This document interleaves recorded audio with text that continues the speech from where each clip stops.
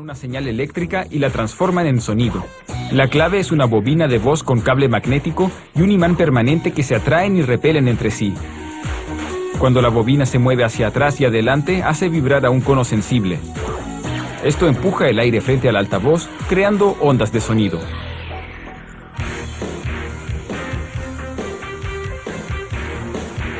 Los altavoces contienen al menos dos combinaciones de imán y conos, conocidos como controladores. Por lo general se localizan al interior de una caja llamada gabinete de altavoz. Para construir la estructura magnética interna, se cortan dos placas de hierro, cada una de 13 milímetros de grosor. Se ponen por separado en un torno. El torneado suaviza y alisa las superficies, eliminando las marcas que dejan las sierras. Luego cortan un pequeño agujero en el centro de una placa y uno más grande en el centro de la otra. Después cortan una pieza de hierro más pequeña y gruesa llamada núcleo y taladran un agujero a través de él. Aplican un pegamento epóxico ultra resistente al núcleo y a la placa trasera, la de agujero pequeño. Pegan y atornillan las piezas debido a que la adherencia debe ser fuerte para soportar la intensa atracción magnética. Se adhiere un filtro de espuma en el agujero para asegurar que la vibración del cono no atraiga polvo y cause daños internos.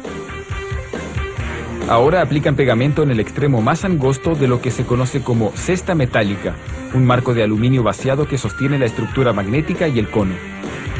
Atornillan la placa frontal, la del agujero grande, sobre la superficie adherida.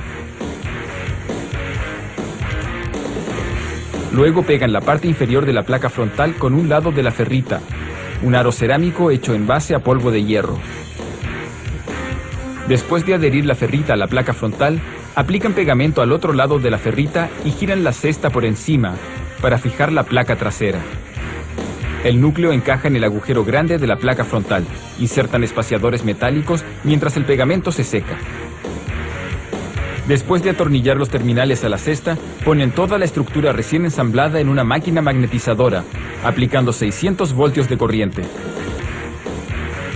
La máquina crea polos positivos y negativos, transformando la estructura magnética en un imán permanente con un campo magnético constante a su alrededor. Ahora enrollan la bobina de sonido, el electroimán que va a interactuar con el imán fijo. Un electroimán es un objeto que genera un campo magnético solo cuando lo recorre una corriente. Se enrolla un alambre de cobre con esmalte aislante, adhiriéndolo a una lámina de plástico duro. El polo positivo de esta bobina de voz será atraído al polo negativo del imán permanente. Los polos negativos se repelen entre sí. La clave es que los polos de las bobinas de voz cambien constantemente de posición, ya que la electricidad que llega al altavoz es una corriente alterna.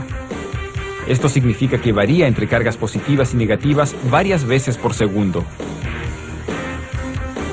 Esto permite que los imanes se atraigan y repelan continuamente entre ellos, provocando que la bobina se mueva rápidamente hacia atrás y adelante. Eso es lo que hace vibrar al cono y produce ondas sonoras. Después de poner la bobina entre la placa frontal y el núcleo, pegan la suspensión del fondo. Unos anillos de material flexible que se mueven junto a la bobina y evitan la fricción con la estructura magnética. Luego pegan el cono, que por lo general está hecho de cartón, plástico o metal. Luego sueldan las conexiones eléctricas. La corriente proveniente del amplificador pasa a través de los cables y llega a los dos terminales. Los cables terminales se unen a los cables de la bobina de voz.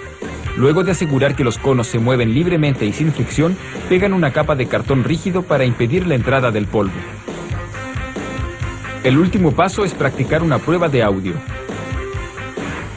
El altavoz se conecta a una máquina que transmite distintas frecuencias para asegurarse de que los movimientos de la bobina y el cono no se encuentren obstruidos. Luego, una computadora analiza las ondas de sonido que envía al controlador. Los sistemas de altavoces de dos salidas tienen dos controladores en cada gabinete, uno para graves y otro para agudos. El de los graves posee un gran cono que vibra más lento para producir frecuencias bajas. El de los agudos tiene un cono pequeño que vibra rápidamente con las frecuencias altas. Los sistemas de tres salidas poseen un tercer controlador con un cono mediano para los rangos medios.